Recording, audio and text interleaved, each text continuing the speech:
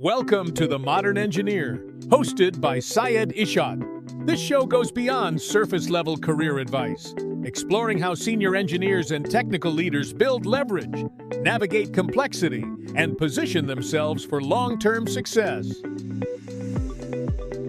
Welcome to The Modern Engineer. Today I'm joined by Trent McFarlane. Trent, how are you? I'm doing good today. How are you, Syed? Thanks for having me. Not bad. My name is Syed Ishad, and we're here with a senior AI architect. And before we dive in, Trent, can you give a little context about your role and what it looks like today? So, my role as an AI architect in this space, typically what I work on is AI platform governance and development.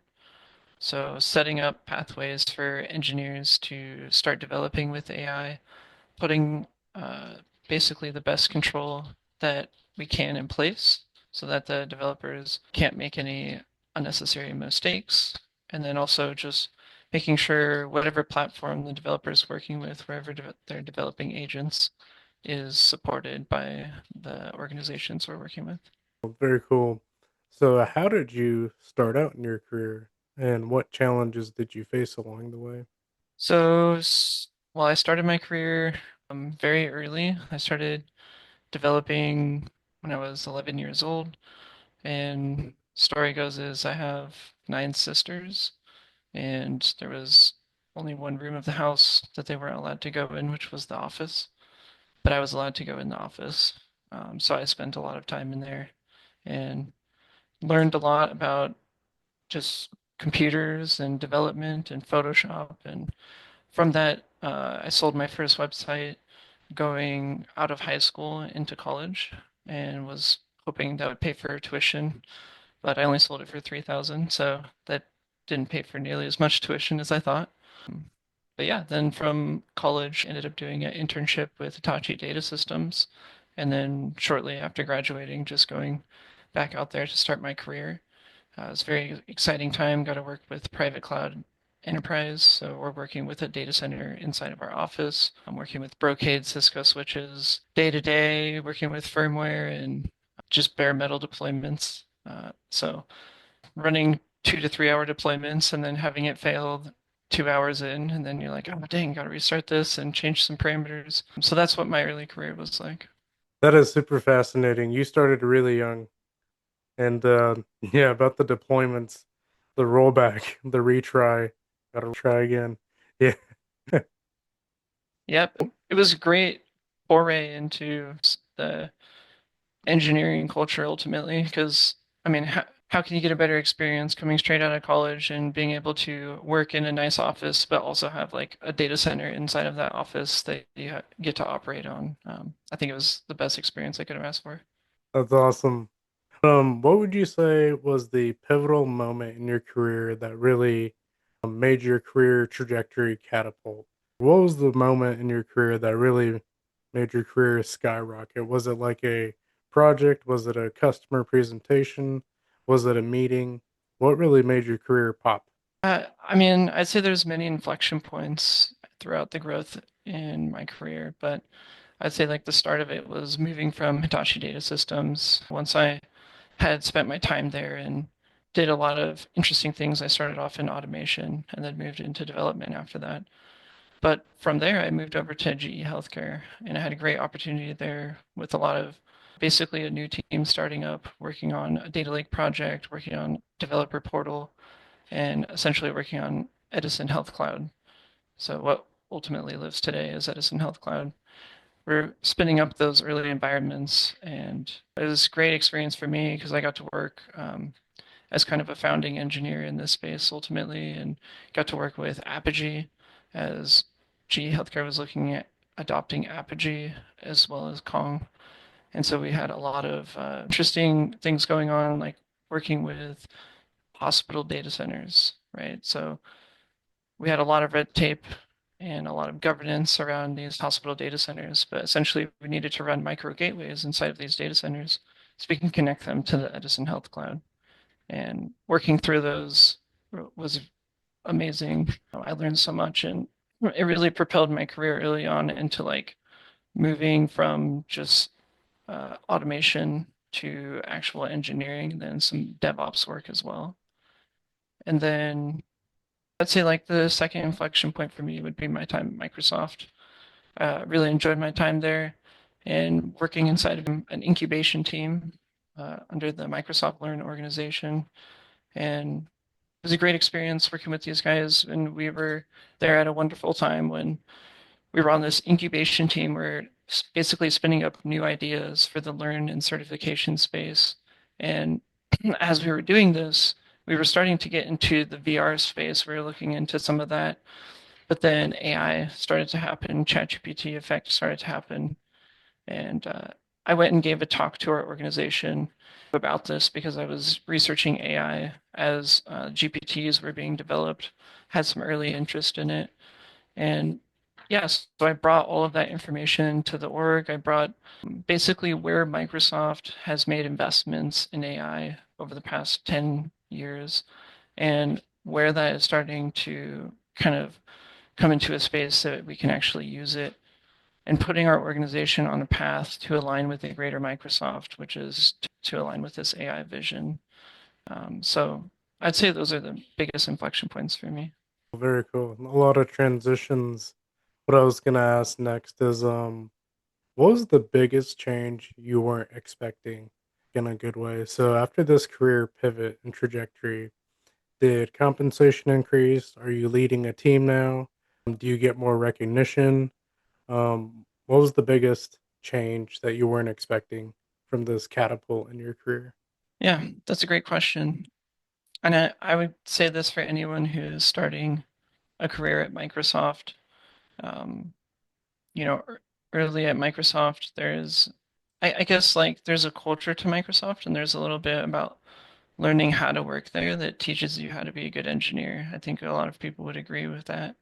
But ultimately, I would say like becoming an advocate for your projects and being in a space where you're not being directed to build things, you're not being directed to do things. There's not like a thousand hands coming down saying, okay, build this specific feature, build this specific feature. And my situation was partially different because we were on an incubation team specifically. So we didn't have specific directives like that.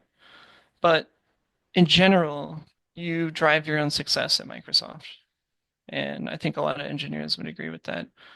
Ultimately, like that was the big change for me was early in my career was like there was a lot of opportunity, there was a lot of path. So I made decisions that led me to these opportunities. And then when I got to Microsoft, it kind of felt like I'm stranded on my own again. I have a team, I have people I can work with, I have people in a bunch of different expertise that I can reach out to. But all of a sudden it feels like, okay, whoa, it's like us versus the whole world now. We are Microsoft. This is such a big thing. And then not only that, but internal competition. Like we try to say not internally compete, but with how big Microsoft is, it's just a matter of time before someone builds something that's similar to what you're building. And then it kind of becomes a discussion about like, okay, well, how do we take this forward? What approach do we want to take and how can we work together? And those have its own challenges along the way. So I would say it's a lot of learning outside of programming, and it's a lot of learning about product development, product from conception to production, right? For certain. Tying into your current role today, general question. This is a loaded question, but I want to hear your take. What is your general stance on AI and the benefit to society? Well, it differs day to day depending on when you ask me. Um, and over the Yeah, years, it's definitely changed. I would say, when ChatGPT first came out, there was a lot of excitement, and then there was a lot of kind of fear, maybe a little bit of dread potentially. And it's gone back to excitement, and it's kind of wavered between those two things. Like, man, too powerful, or is it like, are we creating a weapon? Kind of the internal thought. But on the other side of things, it's exciting because of the potential, right? And so I kind of talked to you about this I had before, but it's a very human reaction to analyze and especially the people who are discovering the technology to analyze what are the potentials of what we just discovered, right? And go down all of those pathways. And analytical minds like that, they see, 100 negatives and 100 positives, and it's like, dang, that's 100 negatives, guys. The focus is that's a lot of concern, and rightfully so, right? That's a responsible concern. But it just means that organically we kind of think about the benefits on second thought. And so on second thought, if we assume that we can get control of the first thought, we can put controls in place so that bad things don't happen. What are the good things that could happen, right? And you start asking the question like, could this help us cure cancer? Could this help us advance space travel? Could this help us understand more of the Earth makeup than we can understand today? And it's all on the premise of semantic reasoning, semantics capability, or semantic search. That's what they call it. So it's just the computer calculation of data points being similar together. And if you can squish it into these LLMs correctly, you're going to get that similarity in a different way. So I think the important thing to think about is that this is like a technology. It's not a genie from a bottle that we just opened, right? It's not some magical, mystical being that we took out of a pyramid or something. Like people spent a long time in labs building this, and big data teams for years have been building towards this. We've all known that this is what big data has been building towards. Like big data and analytics have been side by side. And once that branches into actual applications in production, then that's what we're seeing today. And it's pretty incredible. So I would say like my feelings today are excited, but skeptical as well. Skeptical in the way that with any new discovery in technology, the future is to the beholders. And so the beholders of the makers of these technology, they have a big responsibility ahead of them. And so I pay attention to these news cycles. If you follow me on LinkedIn, you might see me posting news articles regularly. This is because it's not just because I want to spout all of this stuff out and repeat it. It's because I think it's important for people to be paying attention to particular things in the AI space.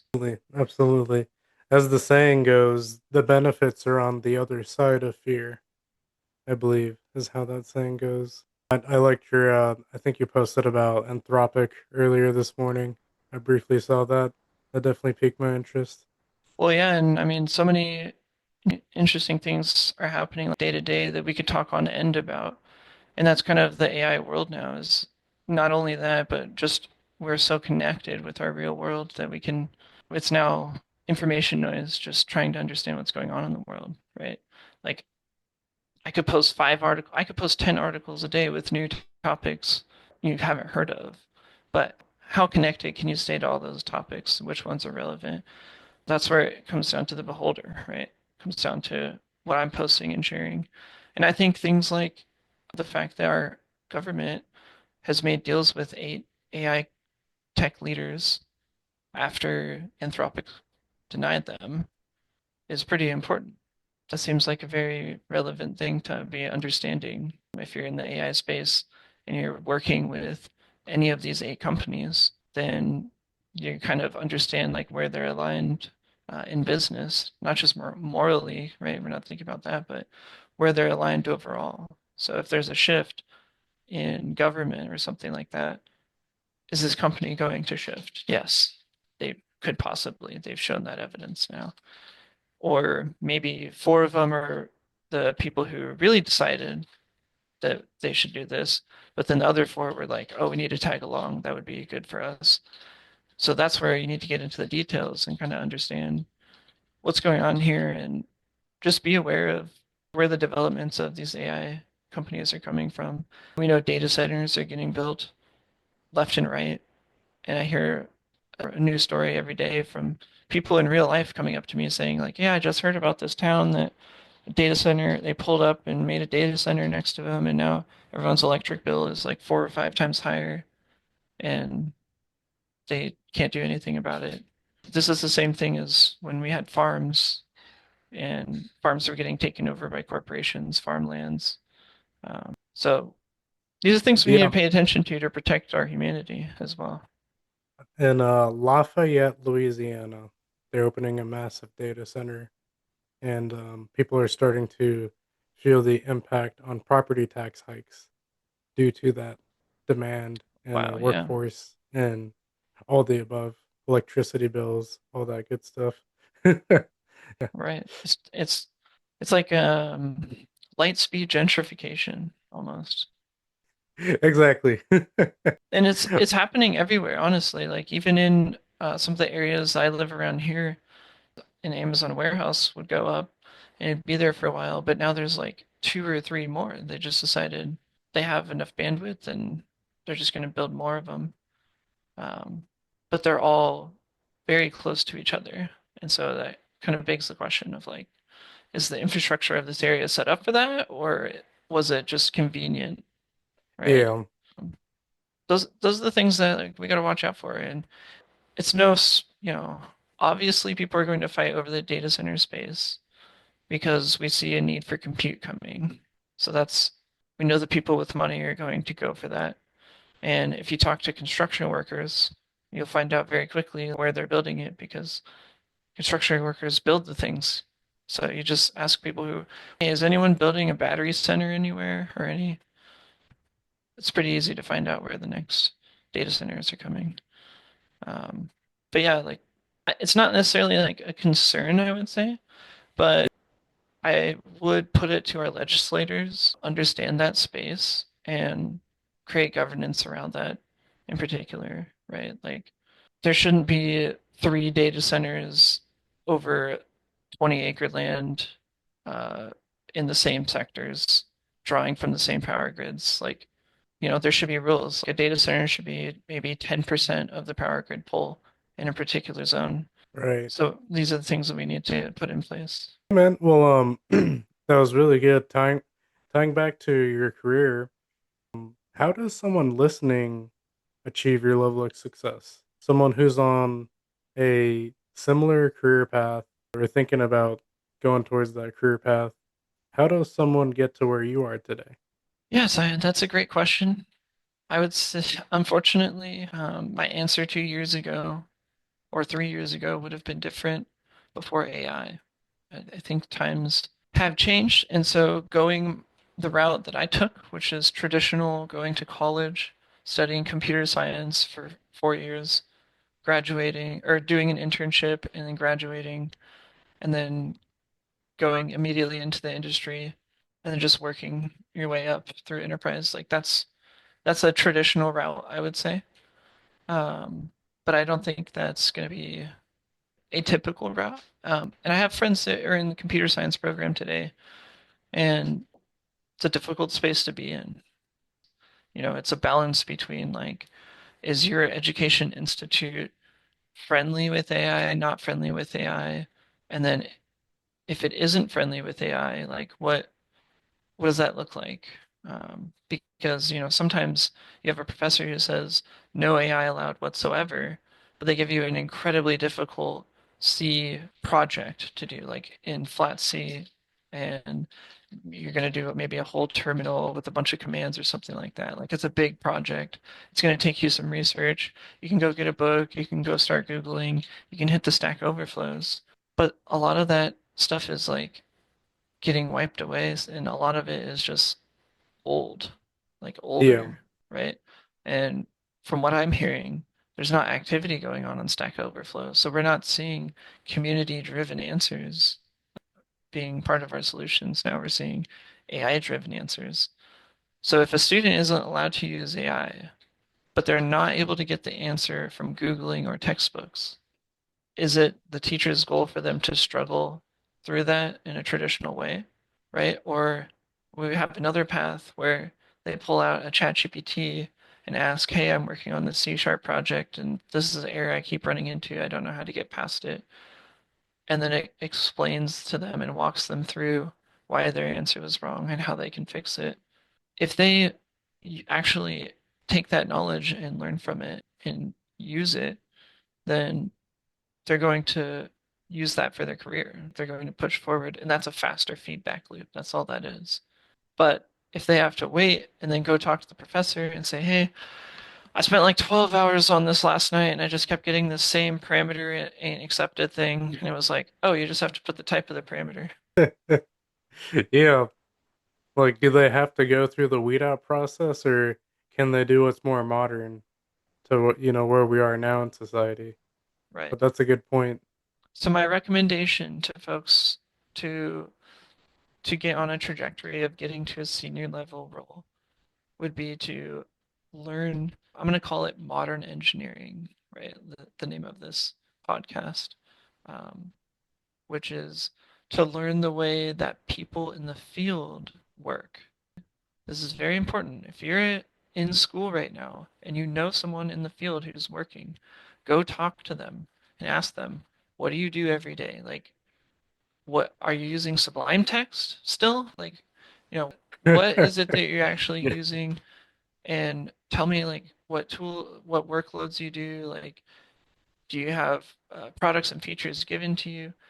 And learn from that experience because those experiences are changing, right? So if you go talk to your senior engineer friend today, I imagine it's going to be, oh yeah, we just actually signed up with Anthropic, so we are doing like Claude Code, and so we have a couple of things that we actually have to learn. We have some like courses we have to go through to understand a little bit about it. But oh, it seems pretty cool.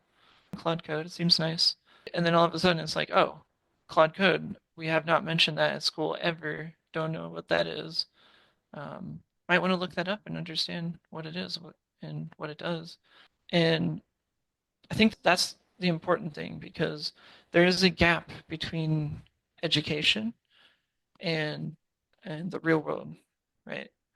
And education tends to lag a little bit on the knowledge of like what the real world looks like. The it's been okay for soft computer science for a while because the field kind of slowed down as compute and everything got figured out. And then we got cloud engineering, mobile, all this stuff. Things started to slow down because it takes a while to develop those things.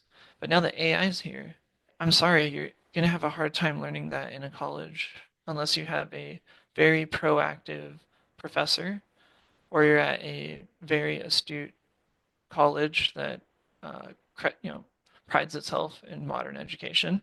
I imagine there's a lot of schools like that. MIT, right?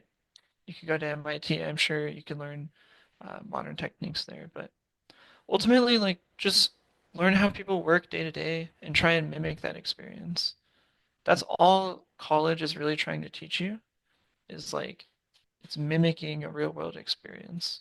So if you can just learn a little bit about a real world experience from other folks, then you'll have a leg up in your Um, career, right? Maybe not in the interview, but in a career, you will. no, I'm in agreement.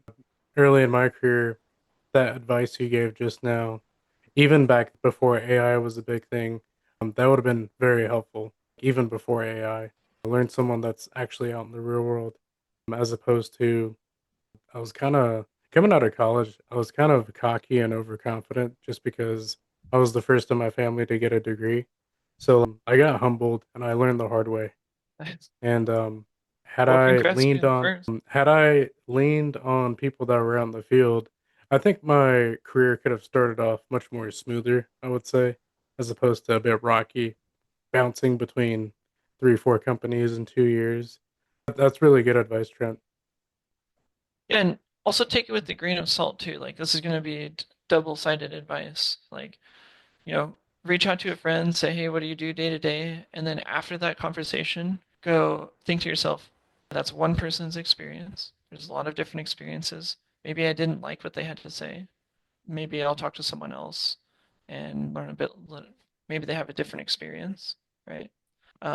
Because you might end up talking to someone who is a DBA, and all they do is just database stuff all day. And you hop in a call with them, and they're just talking about, all the amazing joins they're doing and all the great stored procedures they're running. I'm trying to pull out all my database knowledge here.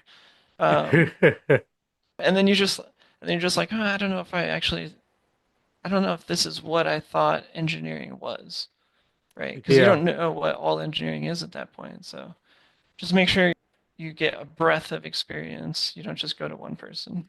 absolutely, man. Well, Trent, it sounds like things are going really well for you, and at a certain point in someone's career, they start thinking more intentionally about the future. Things like, flexibility, optionality, or even passive income to complement what they're already doing. Is that something you've thought about at all? Essentially, I think if you're asking to have, do you want to have a side hustle? Is that the question? Yeah, anything on the side to complement what they're doing, stocks, 401k, Airbnbs, anything to complement what they're already doing. Is that something you've thought about at all? Yeah, I mean, for future planning as an engineer, ultimately, like, uh, well, I would typically would tell people to like focus on, well, hold on. Are you talking like actual like retirement plans? Or are you talking like advice to Just set them up for success for the future? yep, advice to Okay. set success to the future to where they're not trying as hard as they are now. So definitely. So what I would say is like I'm gonna repeat what a lot of tech leaders are saying right now, and um, basically, the AI tool is powerful in the sense that it is having a really small feedback loop. Um, so you can go listen to business leaders talk about AI. One of the biggest things they'll say is that it can teach you, like, and a lot of them say this. They say, if I could go back to when I was 21, what would I do? Like, how would I start over? And all of them say they would do AI because AI can teach them things. So my advice to everyone is to learn.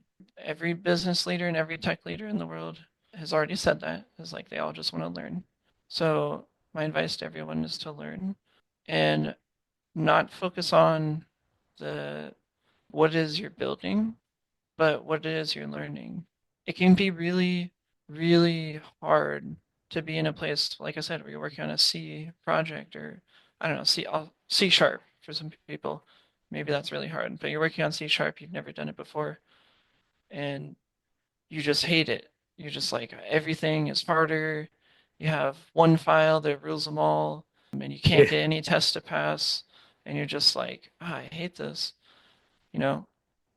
But then one day you're introduced to JavaScript and it's like, oh my God, like all the things that I was learning are still useful.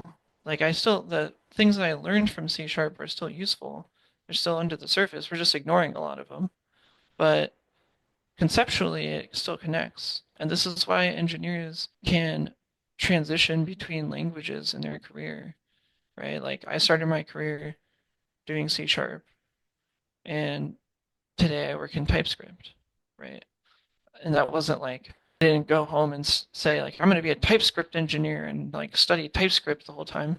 It was a yeah, matter of me like learning, oh, there's this thing called TypeScript. Oh, there's these different capabilities that it's capable of. So, what are the things that I can learn from this? What can it do and how will that help me, right?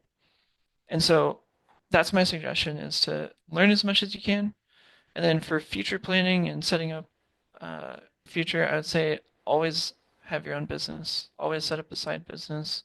Even if you just come out of college and you have like a couple $1,000, if you have like 1,000 out of that couple $1,000, 1,000 of it you're okay getting rid of. Go set up a business and just start consulting. Just go to anyone and say, yeah. hey, this is what I know. Can I help you with anything? You can legally, once you start a business, you can legally help anyone and charge them rates, right? So, Having an LLC is so powerful. yes, exactly. And after you get kicked off from that, like you'll start with lawyers and all the rest of that stuff. But that is what stops people from starting a business. Is they're like, oh, I'm gonna have to talk to a lawyer. I'm gonna have to get these contracts lined up. I have to get everything. Yes, you have to do that, but you don't have to do that until you have customers lined up at your door. So Just get it going at least. Yeah. yeah, and not only that, but it gives you a place to like your energy when you're in your career. There'll be times where you have a lot of energy, a lot of passion on a project, and then there'll be times where you have to accept something that you don't want to accept. Like, hey, Trent, you're going to be working on this project for the next 2 months, and there's nothing we can do about it. And I'm like, I don't want to work on back end. I've been trying to do front end this whole time, and I'm just doing back end unit tests for the next 2 months. Really? You know, there's times where you're going to not have a lot of energy in your career. You need to put that somewhere else. Where better to put that than your own business? Sure, you could put it into a side project, but if that side project is for your business, now you're working, you're working another hill, you're working another direction. So that's what I would say, like start early, get a business spun up and start working with people, and don't be afraid of partnerships as well. So if you find someone else who has a business and they're working with people, let's say they're cutting grass for someone. You find out your buddy is like cutting grass for someone, he's making some money. You say, hey, dude, I know you're making a lot of money. What if I bring you lunch every day? How much do you pay me for me to bring you lunch every day? Like I could cook you food at home, right? And then, oh, how many guys you got in your crew? Okay, I'll cook lunch for all of them, right? Like thing can be a business. Anything is an opportunity. You just need to open your eyes and find it. I really like that, Trent. Well, Trent, I really appreciate you sharing your perspective today. I feel like you gave a lot of nuggets that'll resonate with the audience today. And I appreciate your time, man. For tuning in to The Modern Engineer. I'll see you in the next episode. Thanks for listening to this episode of The Modern Engineer with Syed Ishad. If this episode resonated, make sure to subscribe and share it with others. And if you bring a unique perspective on leverage and long-term positioning, you can learn more about being considered for the show in the links below.